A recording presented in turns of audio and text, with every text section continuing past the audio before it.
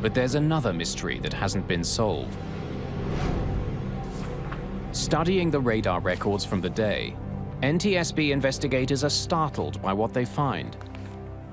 Neither the crew of the DC-9 nor the pilot of the smaller Cherokee took any evasive action before the crash.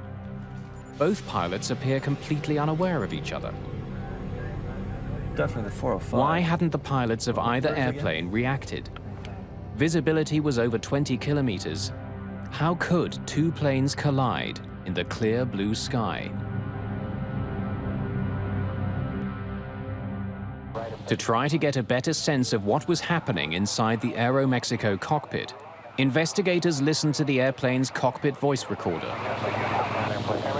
Los Angeles approach, this is Aeroméxico 4. The flight crew had put Walter White on their overhead speakers.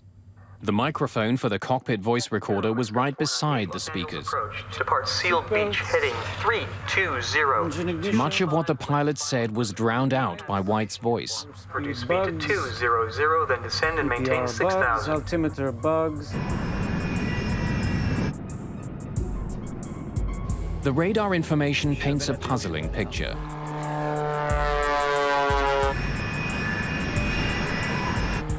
It indicates that for more than a minute, the Kramer's Cherokee was there to be seen by the Aeroméxico crew. And if the Kramers had looked out of their right side window, they would also have seen the Aeroméxico jet. But neither plane altered its course. Neither plane took any action to avoid the deadly collision.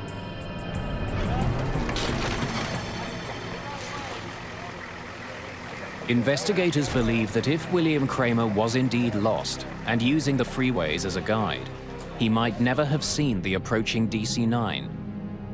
The window he would have been looking out of was the pilot's window, but the DC-9 was coming from the other direction. A visual landmark that I could... This would have been a very unfortunate situation because the DC-9 was approaching from the far right side and in fact could only be seen out the passenger's window, which was on the right side of the aircraft.